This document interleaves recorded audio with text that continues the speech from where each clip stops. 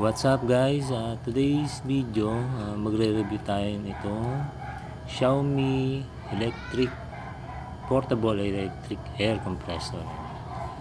So ito yung pinaka-packaging niya. Makikita niyo naman may mga nakalagay diyan sa gilid, sa box, kabila. At maganda siya.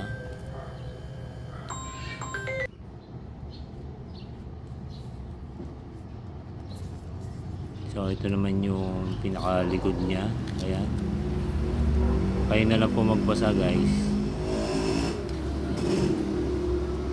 Ayan, in-order ko lang siya sa Shopee tsaka sa Lazada. Basta doon na kayo sa mga legit na shop store. Tala, buksan natin.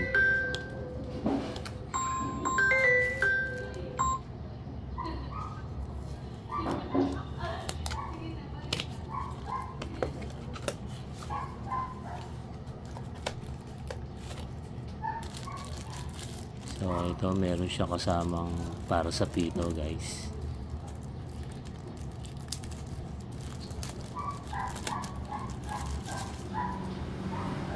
Ayan. Yan yung pinakapandulo nung nilalagay sa pito.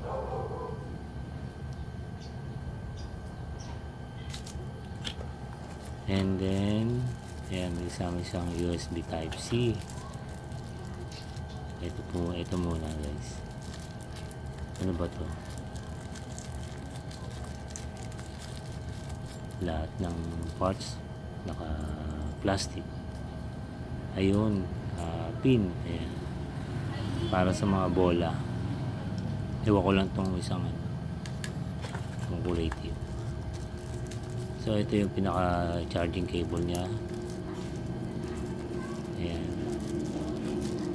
Type-C yung pinaka-dulo, then yung kabila naman is USB, yung malaki.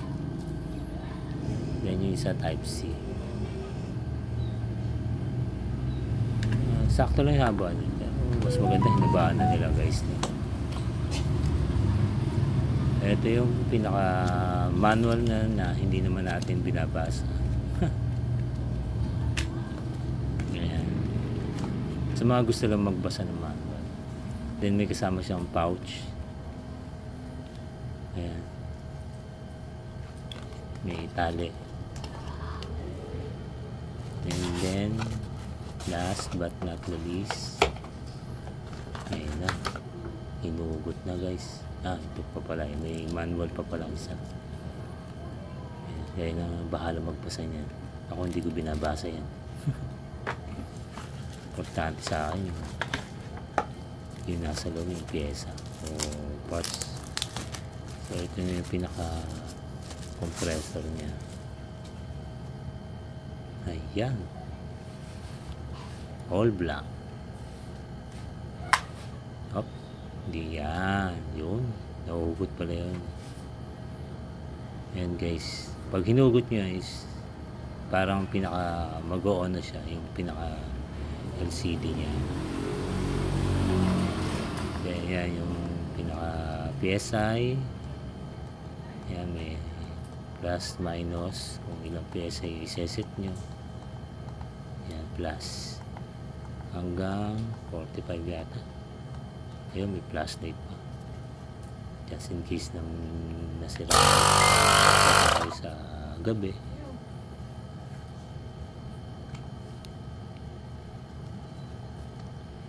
Itong gilid niya may mga butas parang singaw.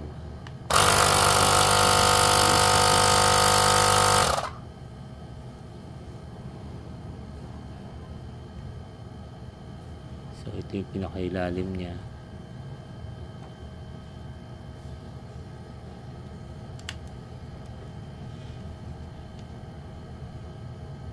Ito yung pinaka charging port. Ayan, Type-C. Diyan yung siya isasalpa kung just in case na maloba tsaka yung magcha-charge. Sakto lang yung bigat niya guys. Pwede nyo siya lang dalhin, lagay nyo sa belt bag pag may mga long ride kayo, naka big bike o sa sasakyan, pwede rin.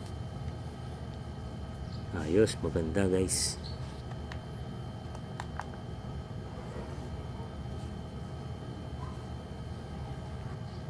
So paano guys, tara subukan natin. Pinutin lang natin to guys. Yan, full charge yan. So set lang natin siya ng ng 30. Ayan. Then ito, gamitan natin ito. Niroroscas lang ito.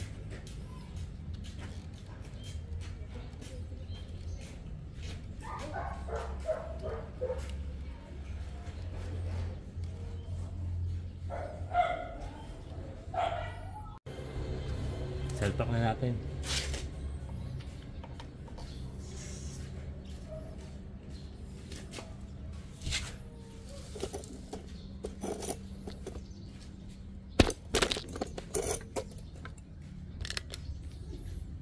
Ayan guys, nakasalpak na. Then pinutunin natin to.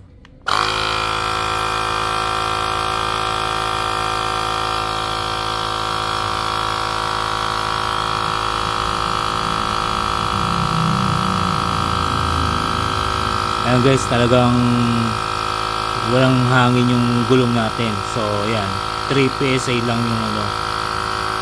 yung na-detect niya. So hintayin lang natin siyang mag 30.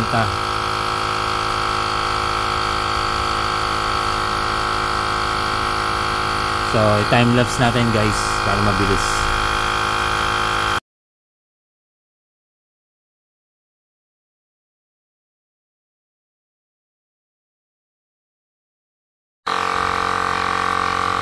Ayan guys, malapit na siya. Nabawasan lang siya ng 1 bar sa kanyang battery.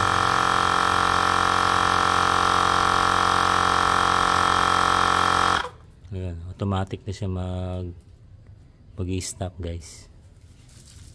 31 PSI. Medyo mainit itong part na to. Ito kasi yung nagpo-produce ng hangin. So mainit siya guys. Pero itong pinaka-unit niya is hindi naman ganun kainit. Ito lang talaga yung pinaka-host niya. Hindi mo siya mahawakan guys. Mainit masyado. So kailangan talaga medyo may pahinga ng konti. Huwag yung isasagad na 30 o 35. Pero matigas na itong gulong nito sigurado guys. Tingnan natin.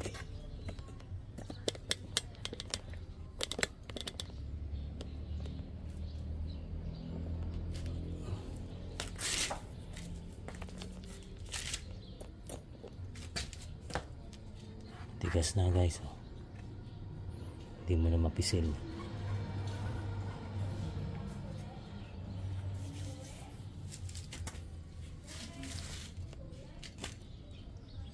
So yun lang. Okay. Sana nakatulong yung ating review dito sa Xiaomi inflatable tire. Yan. Sa Shopee, Lazada meron yan guys. Order lang kayo doon. Legit naman, basta doon kayo order sa maraming reviews, tapos maraming sold. So yun lang. Salamat mga boss.